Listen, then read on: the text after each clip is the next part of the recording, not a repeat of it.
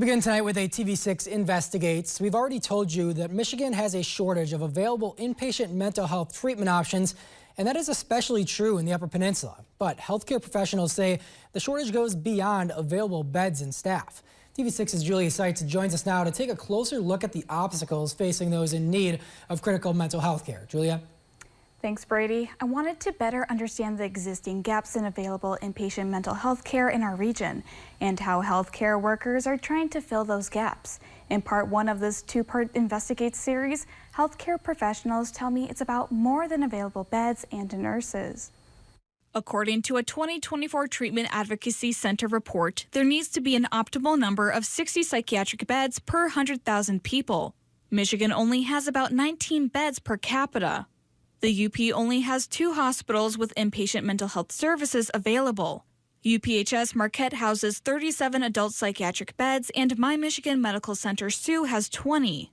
That makes 57 beds in the UP, or about 2 beds per capita. However, UPHS only operates 20, while My Michigan manages 12, reducing the UP's bed per capita by half.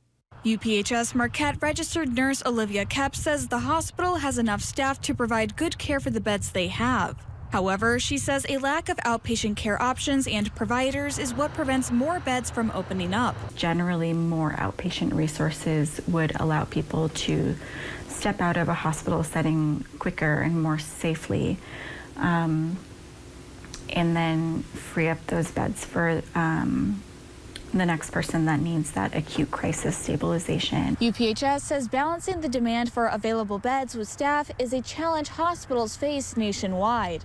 In a statement, Marquette CEO Tanya Darner says, maintaining adequate staffing is critical to ensuring patient safety and quality care, and we are committed to keeping safe staffing levels. However, when demand exceeds capacity, it can impact how quickly patients access inpatient care. We continually work to optimize our resources and collaborate with community partners to expand treatment options.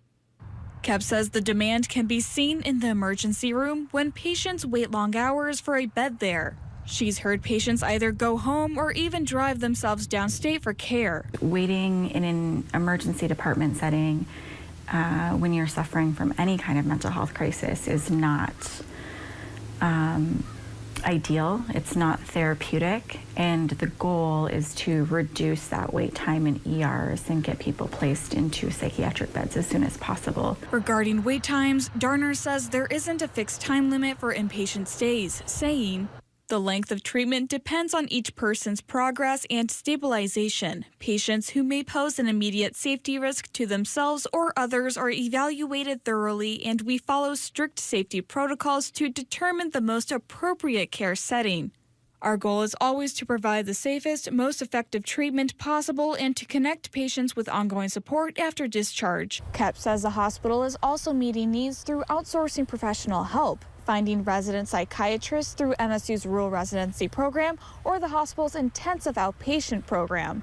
North Point Behavioral Health Services CEO Mandy Paget says crisis stabilization units that provide immediate mental health care are becoming a popular solution in Lower Michigan, but seems like an unlikely option in the UP. We have a problem staffing group homes. We have a problem staffing psychiatric beds. We have a problem retaining qualified social workers and other mental health professionals. And so crisis stabilization units are a great idea in theory. However, you have to be able to staff them. And that's where we run into problems. Still, Kep encourages people experiencing a mental health crisis to continue looking for help.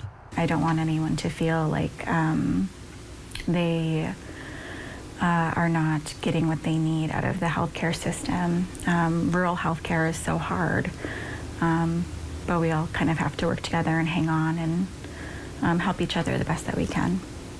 The struggle to find a bed, doesn't stop at a staffing shortage. When searching for treatment, you may come across coverage difficulties. In part 2 of this TV6 Investigates, TV6's Julia Seitz will take a look at how coverage for inpatient mental health treatment is determined and what happens when someone's insurance won't cover it. And if you have an idea for a TV6 Investigate story, go to upmichigansource.com or the TV6 and Fox UP mobile news app. Click on the TV6 Investigates page and let us know what you think we should investigate.